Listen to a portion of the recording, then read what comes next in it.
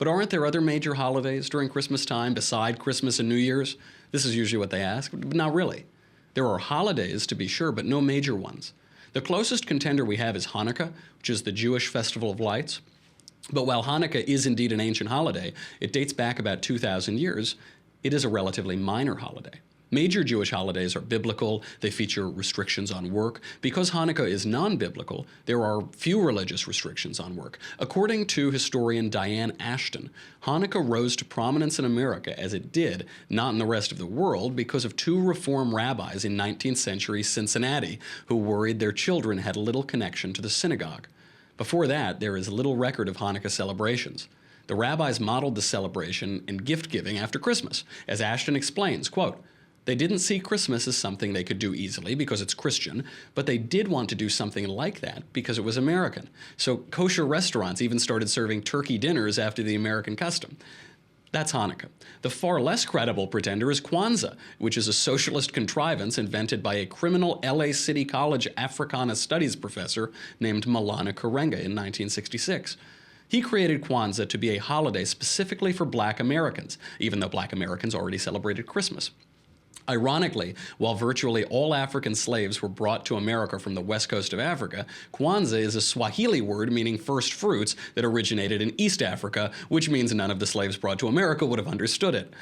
Now, one of the 7 principles of Kwanzaa is communism, ujamaa, cooperative economics, and Maulana Karenga himself was sentenced to prison in 1971 for felonious assault and false imprisonment after he sexually assaulted and tortured multiple women.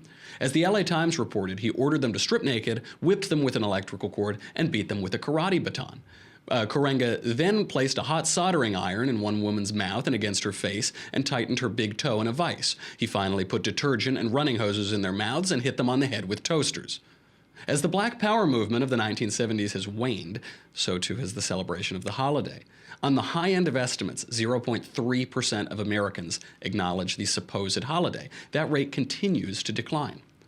So why pretend Christmas time does not center around Christmas? Why pretend there are so many other major holidays on equal footing? There's New Year on January 1st, and we've long said, good tiding for Christmas and a happy New Year. There's Hanukkah, a relatively minor holiday. But by the way, we don't say happy holidays instead of happy Labor Day, even though Rosh Hashanah, which is a far more important Jewish holiday than Hanukkah, sometimes occurs around the same time. You don't say that. We don't say happy holidays or season's greetings instead of happy Columbus Day, even though Yom Kippur, another much more important Jewish holiday, sometimes occurs around that time. Well, actually, now we don't say Happy Columbus Day either. We say Blessed Indigenous Peoples Day or something like that. That's another story. There's Kwanzaa, a virtually non-existent holiday. What else is there? There's Boxing Day, which no one in the United States celebrates. There's the winter solstice, which people pretend is a thing, but nobody celebrates. And of course, it isn't about the celebrants of Hanukkah or Kwanzaa or the winter solstice who are waging the war on Christmas. It's the atheist left who constantly seeks to replace clear, vivid language with bizarre secular euphemisms. This is the essence of political correctness. The essence of political correctness is to replace clear language with euphemisms to remove the strength of that language.